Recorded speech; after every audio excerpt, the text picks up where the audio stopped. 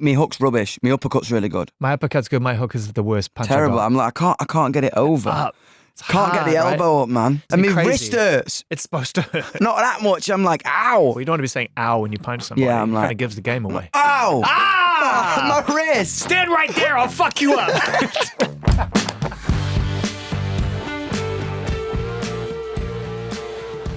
What's up, Dom? How are you doing? Beautiful, man. Vibing. I feel I can call you Dom now because I feel like you've given over the rights of Youngblood to all of us. I think that was very much the aim of this album. You know? I think I was like very much the aim of the journey that I've been on for myself for this album, you know? And yeah, I think so. Nice. Dom feels good. I'll take it. I feel very fortunate that I get to talk to artists at various points on their journey when self-realization and awareness becomes very clear, focus becomes clear. It's clear on this album. It is. It is really clear, and I think you can feel it, and I think you can hear it. Oh yeah. You know what I mean? I think it was the whole purpose of it. I really needed to figure out who I was, you know. I think because someone gave you the keys too soon before you knew how to drive the car. Is that how it felt so. a little bit? I think when you kind of make an album at first, you write it for yourself because no one's listening to it. Yeah. You know, no one gives a shit. No one gives a shit at all, and you make something that you love and you believe in, and you say exactly what you want to say without kind of compromise or opinions, and then everyone has them, and then everyone finds it. And has an opinion. And you become something to a load of different people. Did you feel more bulletproof in yourself than you actually were when you came out? Categorically. I really think I look back at an 18-year-old kid and go like, why were you so confident and fearless? You know what I'm saying? Now I think like I was so brash, and I was so loud,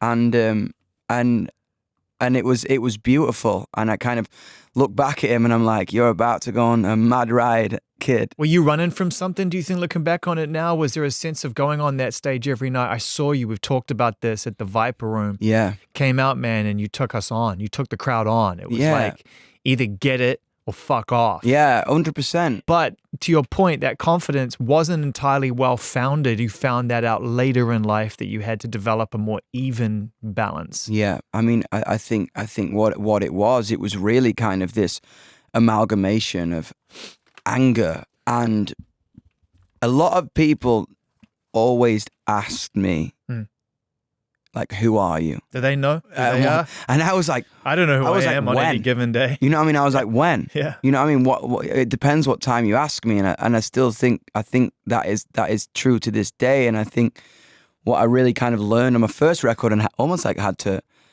relearn, was this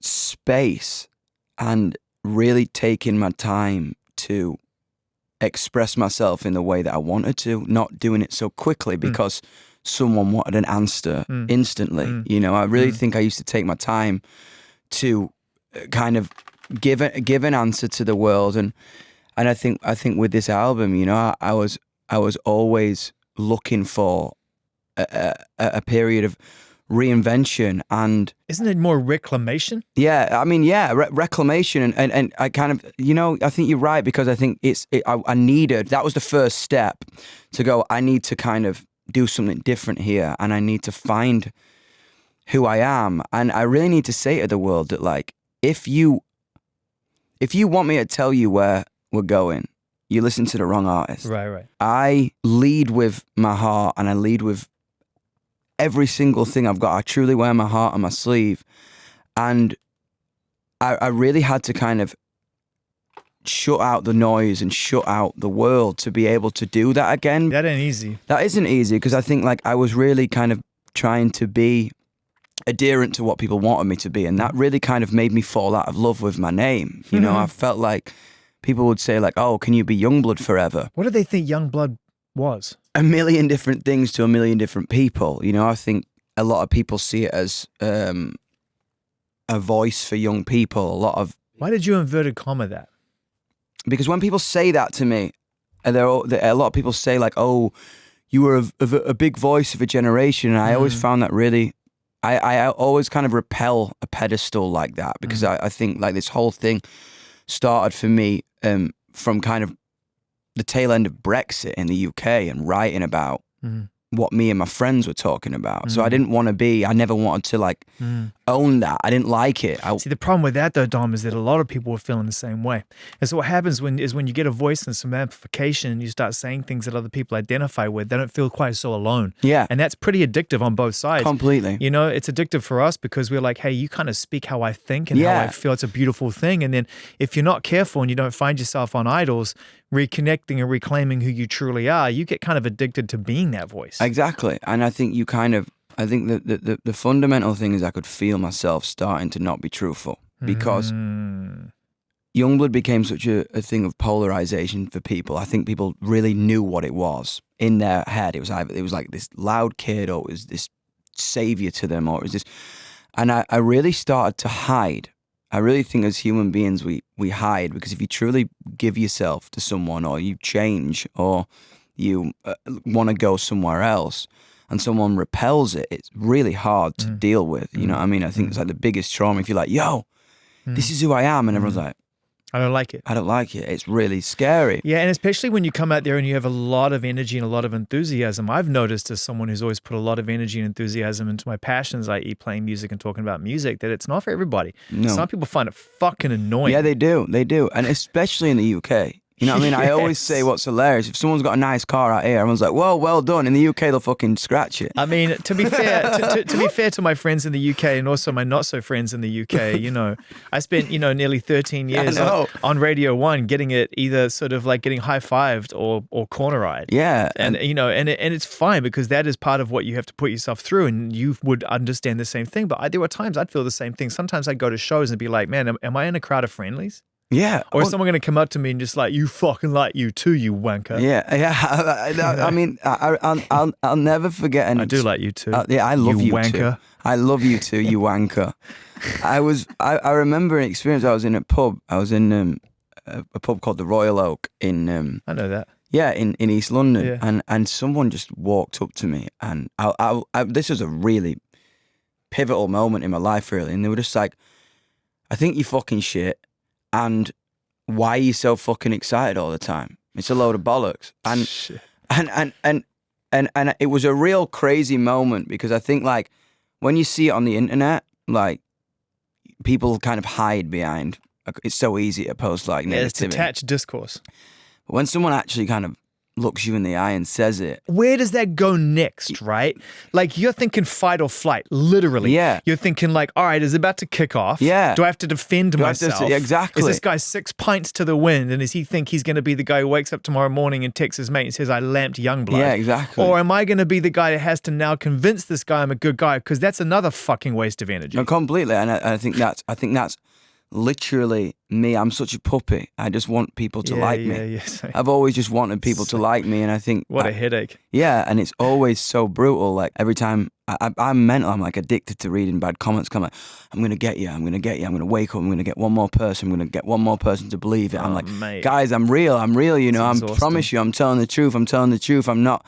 And it's so interesting, isn't it? It's always like, I've always been to this or to that. I've never just been like, enough. But the interesting thing about that is you said something really interesting when you first came out and kicked the door down on those small clubs and got the attention of the industry who gave you the keys to the car you couldn't drive yet.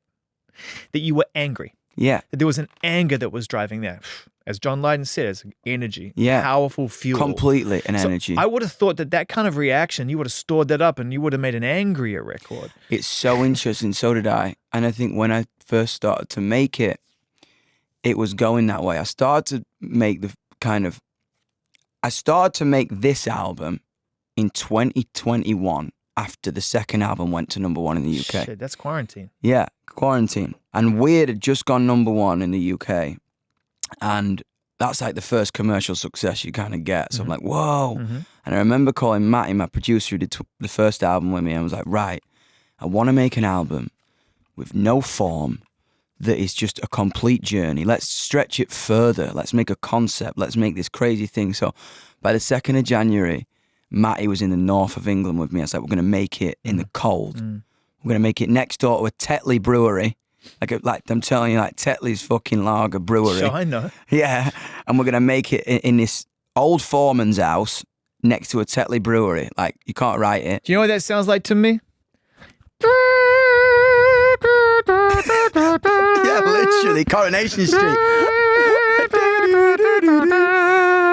Jesus, fucking misery. I'm telling you, the thing about Coronation Street, you know the electrical board in England surges at 7:30 because everyone's putting a kettle on. Yeah, because they want to sit down and watch something more miserable than their life. I'm telling you.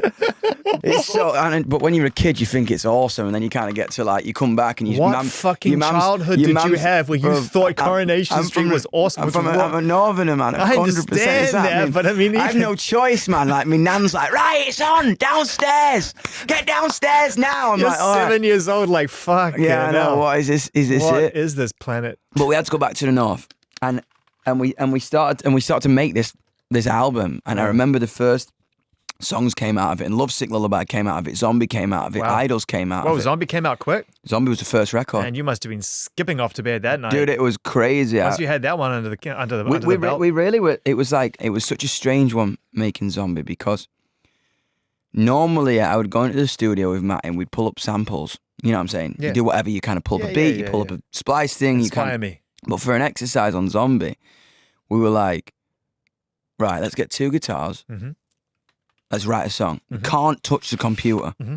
We cannot touch the computer. That's the thing. Let's like write it start to finish. 2 guitars and a notepad. When that came out, it really made me had to make the emotion and the lyric and the vocal the selling point. And how can we make this cut through? How can we make this special? Or how can we make head turns? Well, what you're doing is you're playing with real legacy when you do that shit. Yeah. Because all the tools we have, they're supposed to inspire us to make something that doesn't exist until just now. Yeah. And at the end of the day, if you're happy with it, it exists, you'll probably stand by it. Yeah. But when you have to fucking carve it out of stone, and it's interesting you talk about that, because on this album, and I can say this now in confidence, you're going to appreciate it, there is some retro feel to this, in the sense of like, there's some late 90s energy on this record. 100%. I hear bits of Robbie, bits of Cast, bits of the 100%. Roses, but all sorts of things that are dancing around its groove. Like, you get to like a song like Idols Part 1, it's got a real groove to it, but it's got a bit of Echo and the Bunnymen to it as well. 100%. I just think you can't get that stuff anywhere else in the north. Mm-hmm. That's why I went to the north of England to make it, because I made it with Matty, and I made it with my guitar player Adam, and I just said, we're gonna make an album that we want to listen to, that our friends want to listen to. Perfect. And you know what I mean? But it's so interesting in music, like you think about the world so much when you've had a little bit of success. Yes. You know what I mean? You think about like, what is 10 million people who follow me gonna want? And my guitar player's from Glasgow, right? And he's the most like, he's a man of few words, but when he fucking says them, you're just like, oh shit. It's so simple for him. He's like, let's just fucking make what we want to listen to. That's some awkward dinners though, isn't it? I'm telling you. So yeah, it's fully just like, I mean, that's just like, you must be just sitting there staring at your what fucking, do you think? He's like my best mate in the your world. pastor, going like, dude, come on. I've known you for 19 years. Open up. Literally, I'm like, bruv, I'm trying to get something out of him. Never been much of a fan of Scampi. Yeah, but at the right time, he'll just fucking land. He'll just land. Yeah. And I just wanted to make something. And even when we came down to the mixing process and the recording process, I didn't want to try and make the past modern. I wanted to make something that felt like it had always been there and always will be. Mm-hmm. Could it have been recorded 50 years ago or 50 years in the future? That's why it was really important for me to be like, the way we're going to make this album is we're going to set up a bunch of instruments in the room. I'm going to be able to get on a drum kit. I'm going to be able to get on a whirly. I'm going to be able to get on keys, everything in the rain in the north of England. And I really we just wanted to lead with emotion first. You can hear that on Idols Part 1. It's the first time I've heard your voice break and you kept it in. Yeah, 100%. Because I remember recording that vocal at 9 a.m.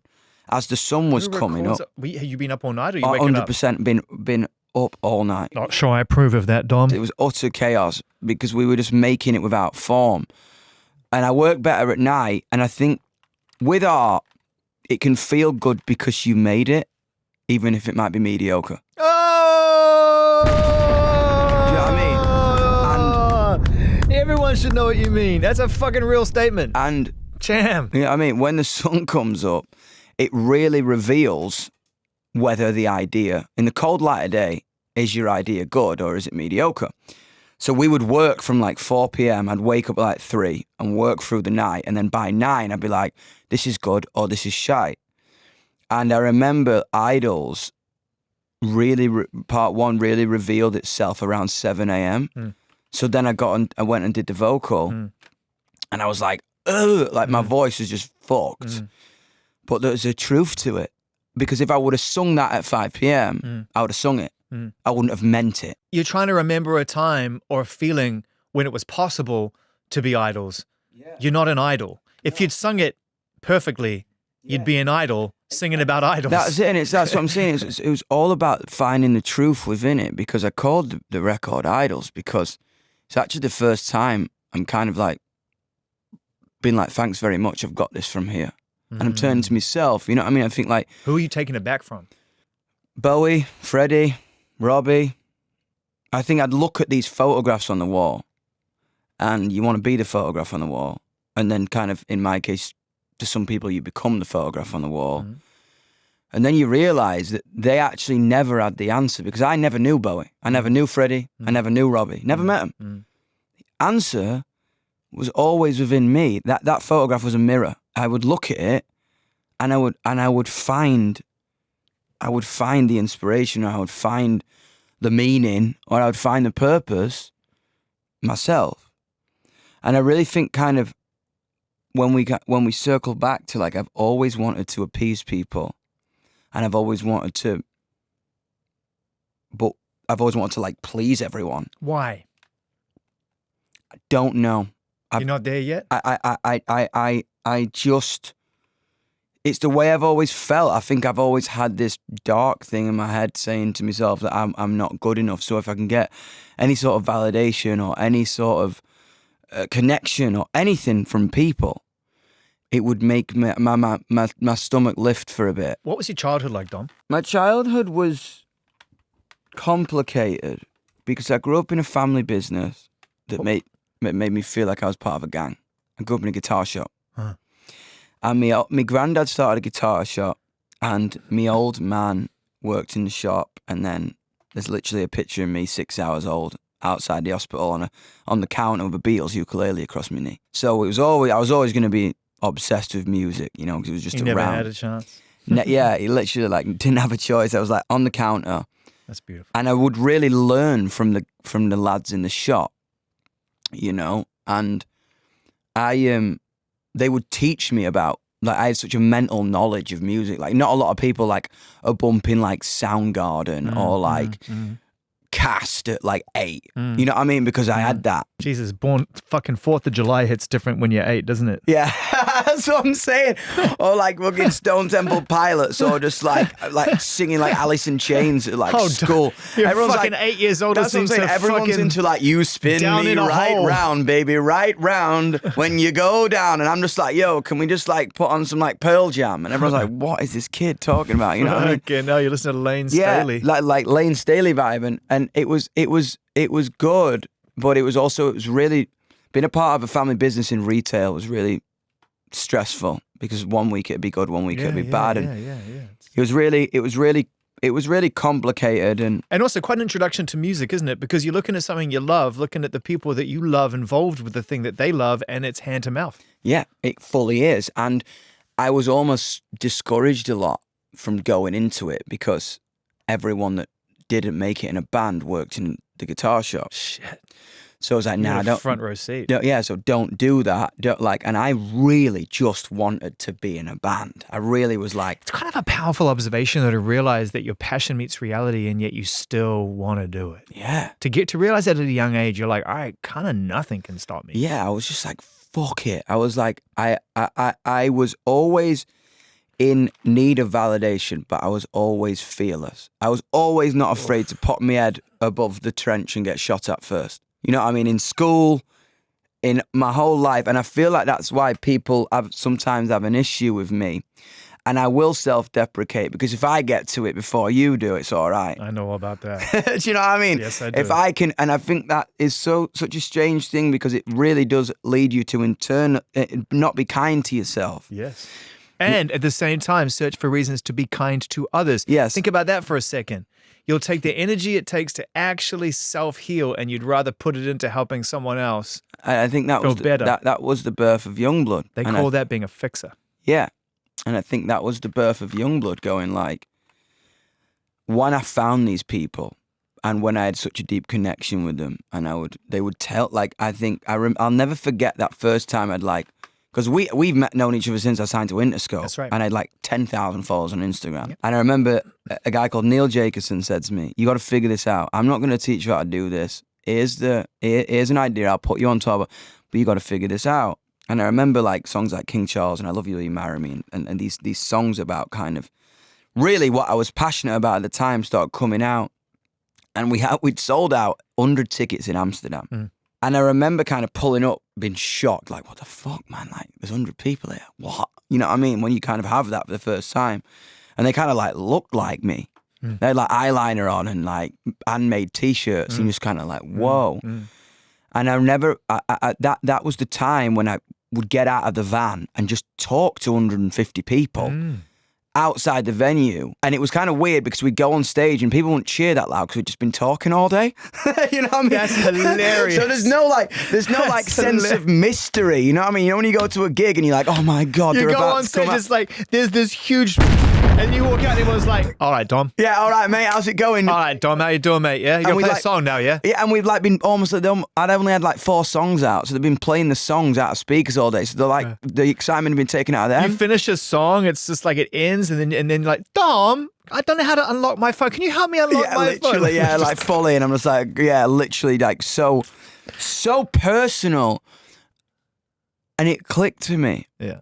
And I was like, I always wanted to find a community because I was obsessed with the Pistols and the Clash, and it was so close. People started coming to me with their issues because they heard something in my music that was an answer to them. Yeah. So I was like, oh my God, this is a really good place for me to put my energy. Because I was always a simmering pan of a bundle of anxiety, insecurity, confidence, energy, complete contradiction all the time. Just boom, boom, boom, boom, boom, bing, bang, bing, all the time. And I could put it into them so I didn't have to face my shit. And then, overnight, almost, in my head, it becomes so much bigger than I ever expected. And cut forward, you sell out Wembley Arena. Because everyone did their job. Yeah. That's it, and it's fully just like I just kept giving and giving and giving and giving to other people that I had nothing left within myself. So when did you bottom out? I remember after the third album, YUNGBLUD, came out, I was in New York in a penthouse. Like, what the fuck? It had gone #1 in 7 countries, and I was so unhappy because I thought I compromised on that album. There were good songs on it. But I called my third album YUNGBLUD because I was trying to figure out who the fuck YUNGBLUD was. And almost that was a coping mechanism to be like, yeah, man, that's it. That's it. When I didn't fucking know. Because I remember after... You were the most detached from that name ever. I was the most detached from that name ever. I was trying to claw it back and hold on for dear life. And I remember because Idols was the album I wanted to make after Weird. But I remember I'd been discouraged because everyone's like, we've just had commercial success. You got it. Time changes, harmonies, fucking analog recording. No. We need fucking something we can dance to. We need hits right now. So then I came out to LA and they put me on the songwriter circuit and whatever. And little by little, I was going, okay, what do people know YUNGBLUD is? What is the brand of YUNGBLUD? What is the da-da-da of YUNGBLUD? And that's how YUNGBLUD came out. And after that, I said to everyone in my team, I was like, I got to fucking stop because I have always done this for the truth. And I've always done this from a place of like, I don't know where we're going to go. The next album might be different because I'm going to marvel at the world and write what I'm inspired by. Sure. And I just said, I need to stop because I'm falling out of love with my own name. And I needed to stop and I needed to put everyone in one place.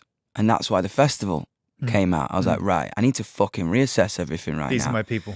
And I need to figure out who the fuck are actually my people. Most people do that in a fucking pub for a birthday and it's 80 people. I was like, Youngblood's idea of like, I just need to find out where my people are is to fucking sell out Milton Keynes Bowl. I was like, okay, are you all my people? Yeah, I was like, all right, good. What do you all want to hear one at a time? Yeah. Fucking hell. I looked out and I saw mums, dads, grannies, kids, obviously 10,000 crazy fucking 19-year-olds going mental at the front.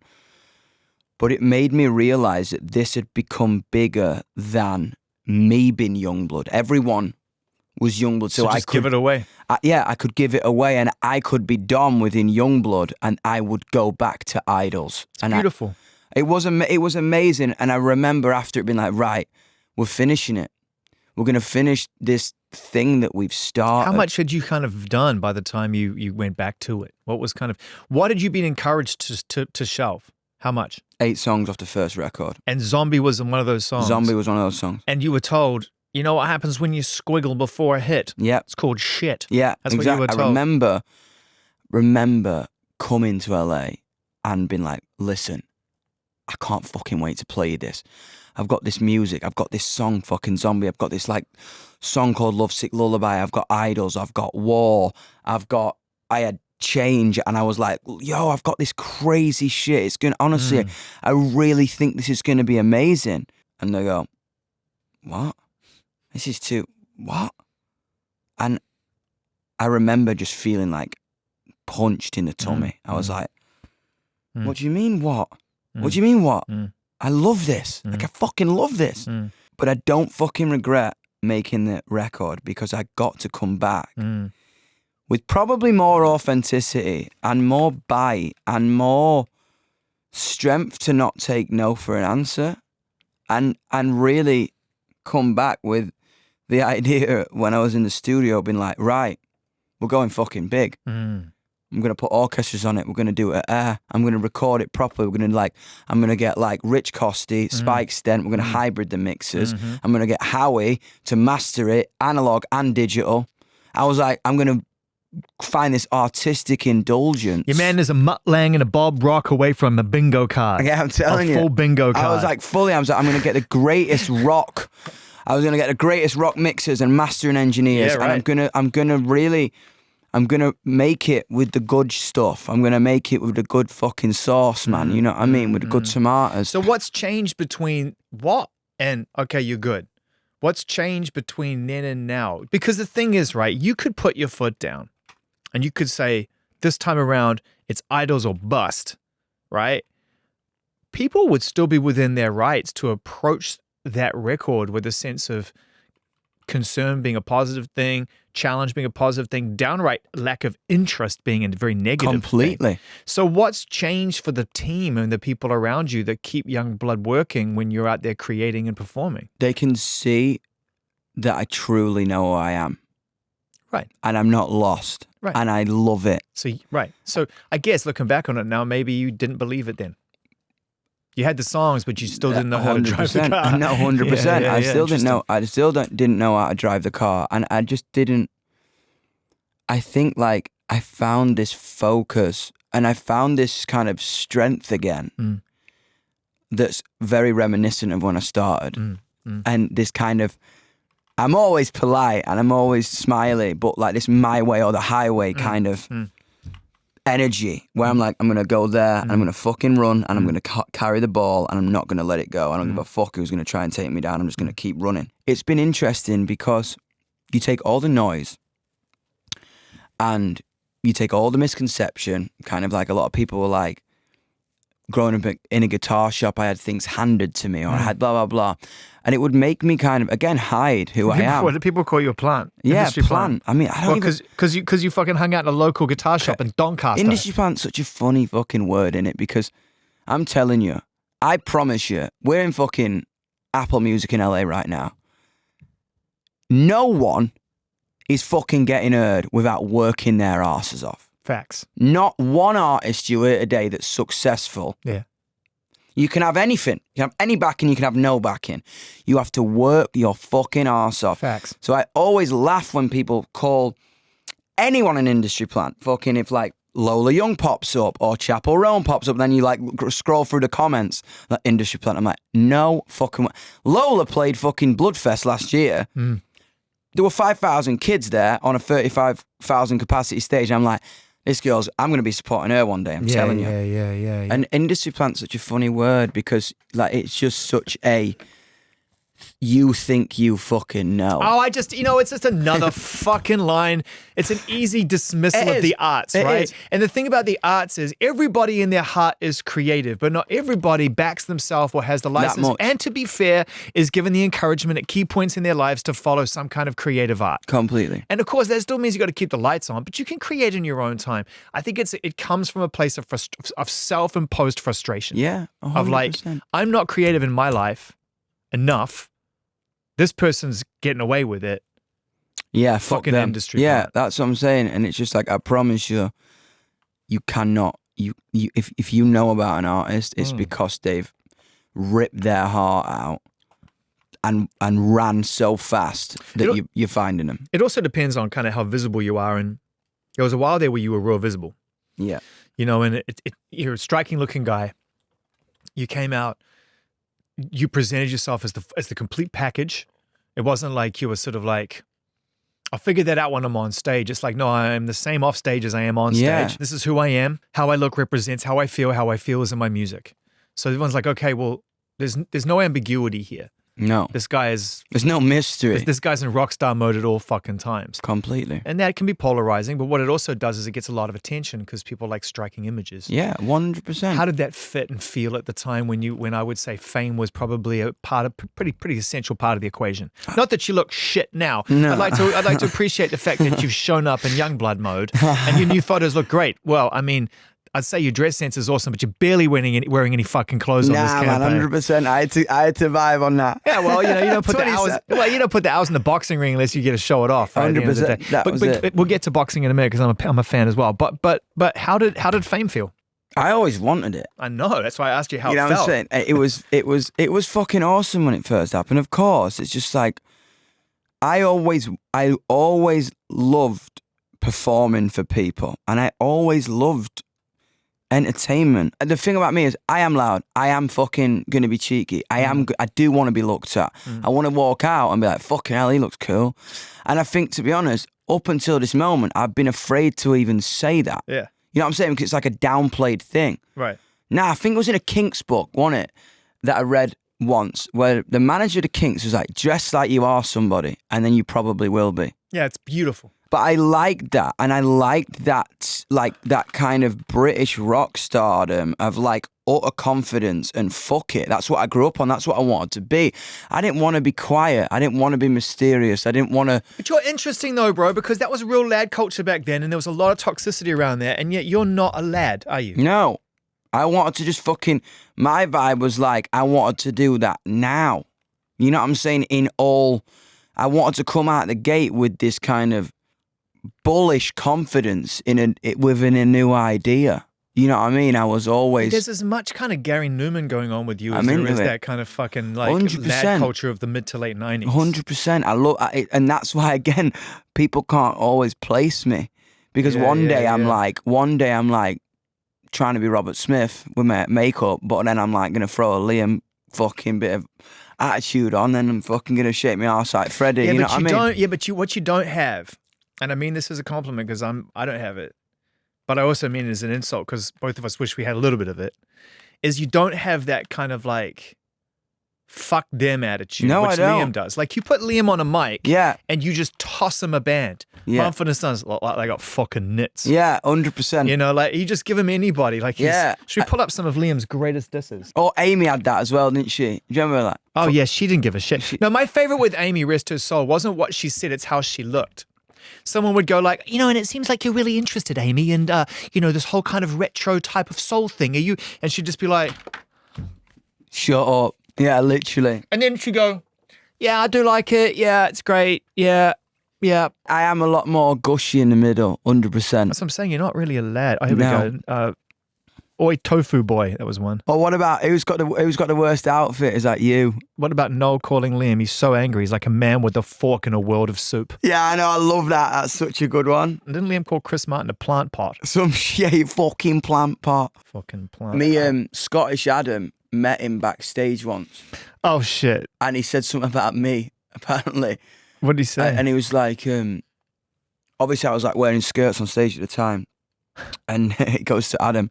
Guitar player's like having a glass of brandy with him or something. He's like, what the fuck? What are you doing back here? And he's like, oh, I'm just drinking. He's like, you in a band? He's like, yeah, I play with YUNGBLUD. He's like, oh, fucking hell. Don't fucking like YUNGBLUD. Walks off. And then he comes back to him. He's like, I do. She's amazing.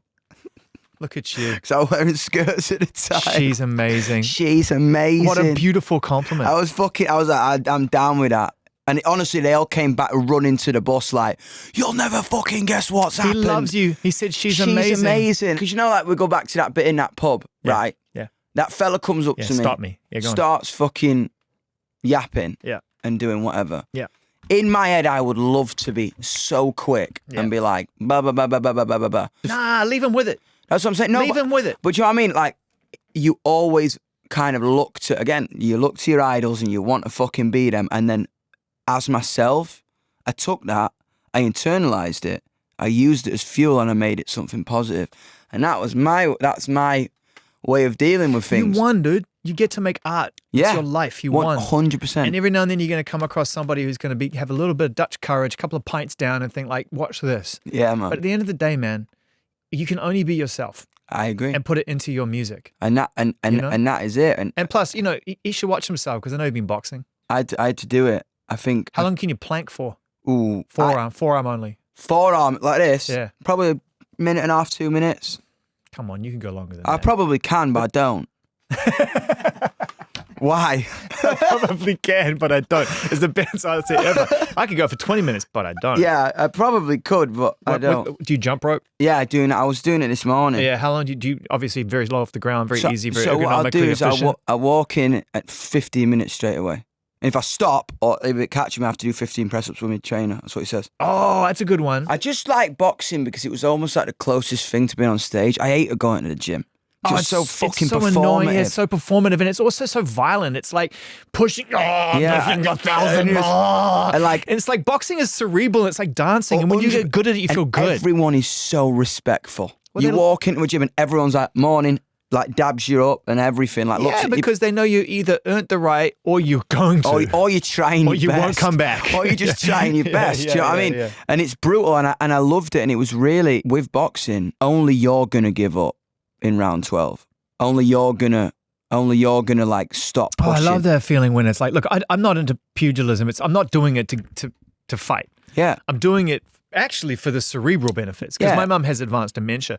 And so my thing is just like, all right, from this point forward, I'm not doing anything for any well-being that doesn't benefit all of it. Yeah. I'm not just doing this. No. It's got to benefit this. It's all about my head. It's it's all about my head because it alleviates 30% of anxiety that you wake up with. Yeah. Just gone. Yeah. Literally like wake up, go boxing, gone. Yeah. And it's just like kind of, so decision making's quicker. Like when I'm doing a Bloodfest lineup, because I've literally got like I sit in the bathroom, like got my phone. Hey kid, you want to play? Hey, how you doing? Like, hey, boom, boom, boom, boom. Hey, no, take a zero off. And then literally like someone drops out, and they're like, right, we've got to figure this out, or like we can't do this, or mad things happen. I'm like, right, I need an hour on the bag. Do you prefer heavy bag, light bag? Do you do like the Depends. aqua ball? I like the light bag because you look cooler.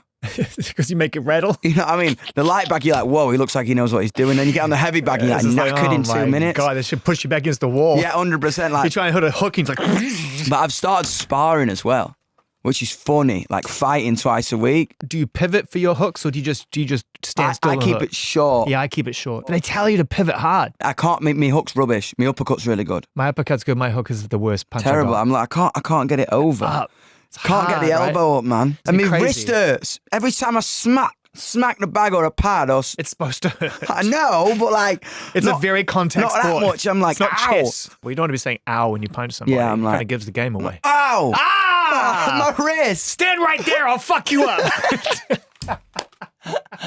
People be like, It's like, will you, huh? People be like, this guy's fucking Because I kind of nuts. feel like you just gave the game away. Yeah, if I'm just like, if I'm hitting you and going, I'll be like, who the fuck is this Fucking mad old glass bastard? wrist over here. 100%. Can't Yeah, I handle know, it. my left wrist is shite. You look good, though. Thank you. It's working for you. I felt so out of control, Yeah. and I just needed to take back some control Everybody of this does, album. mate. Everybody does. Everybody listening to this, watching this, walking around in life constantly is on the precipice of feeling that way. It's kind of the great sort of, it's the dark comedy of life. It's so dark, and then you start to blame everyone. You start to blame others, and you start to like become negative. It's like it's that thing in the coffee shop, innit? If like someone's fucking a dick in the coffee shop, it's not your fucking fault. Someone's probably going through something Through that some bad that they need to make sense of. And that was what this album was. It was all about kind of self-reclamation, being like, where am I going now? And Well, Change is a really important song I on this love that album. song. Yeah, it's a great song. And it's like, why do you never stay the same? It's Yeah. like, you don't want things to stay the same, but the idea of change is scary. I agree, and I think lyrically, I was really listening to a lot of like Waters and Gilmore. The glory days. Yeah, I mean, Long before the not so glory Yeah, days. yeah, exactly. They really would question the ideas of life itself. Mhm. I didn't want to sing about necessarily specific things. But you do refer to daggers in your heart. Yeah, 100%. What's that a reference to? I was just like, it's almost going, everything that's ever hurt you, anything that hurts, is an interesting medium to explore instead of repel. It makes you who you are. And I was like, why is it that at every point in my life when I start to feel comfortable, everything changes again? Why is it like that? And I remember saying that to Matty in passing, and his eyes went, what an amazing song idea. And going, like what we were talking about with Zombie, everything on this album started either at a piano or with a guitar. It was never bringing up samples or beats. It was like, we were not doing it on this album. We were going, okay, let me just sit. You have to kind of look the universe in the eye and go like, all right. Yeah, what does it feel like? Yeah, how do I want this emotion I'm about to convey to express itself within music? And that was on that kind of, that chorus B section. And I really, on this song, was crying my eyes out when I made it, because I had to face myself. It sounds like you're so much harder on yourself than anyone else. Like, That's that. I Yeah. bet you're a great ex-boyfriend. I bet you all your exes still love you. Is that right? I think so. I fucking I would knew like. I would like to I say. fucking knew it. I said my point being that I reckon you're just a good dude, but something in there is just questioning that Every day. assessment. And I remember, like, how do you know that I care for disaster? Higher the low with a packet of lies. Why it could no longer fold. You're fine fighting it all. Yeah. And why do you sigh when you're walking? I need you with wild-faced desire. Because I'm already shut in a shattered state, and I wish you'd stayed in my life. How I know every word that gets shouted and said about you, nothing ever goes. Does that look like a good shot to you? Are you ready, boy? And at the end of that song, when I was singing it, I was crying because everyone's taken a shot, but they haven't fucking hit me yet. And remember that. I was like, it was the fundamental part. If I didn't call the album Idols, I'd call it Change. You know? And it was a turn, literally, it was a turning point in my life through a 30-second piece of music. Going like, you are walking with your head down, man. And I need, where are you? I need your chin up. I need your confidence. Is that why it's the last song on side one? It had to be. And then the vocal, all the guitar solos and everything, it was like proggy. It's just a moment that lands side one so beautifully, and kind of, before we go into the second part of the album, like Greatest Parade, it kind of, it made sense of the idea of the turning point within the album. Damn, Dom. We're at time. Thank you. Thank you. So much for all the support. I always love talking to you. It's so cool to have friends in every iteration, because with all this, I've really realized within my like career, I was always trying to like reclaim something, reclaim rock, reclaim rap, reclaim it. And all I needed to do was really reclaim myself and figure out life can be really beautiful if you want to see it. And this album has really kind of provided me with like a strength and a happiness, and I really can't wait for people to discover it, because it's not necessarily the album that people would want me to make on paper. How do you know? But it's the album that I wanted to make. That's all you have to say. I hope you love it as much as I do. And that's all you can do. Exactly. There's all you can do is make what you love, have the courage to release it, and move on. And I can tell you it's a fucking adventure. Yeah, man. That's why you did it in the first place. Yeah, man. It's been the craziest adventure. You know, this album is an adventure, but the whole thing is an adventure. Yeah. That's why you did it. And that's what you got introduced to in the guitar store when you were a kid. Yeah. For better or for worse, man, it's all a fucking adventure. 100%. 100%. All right, let's see that hook.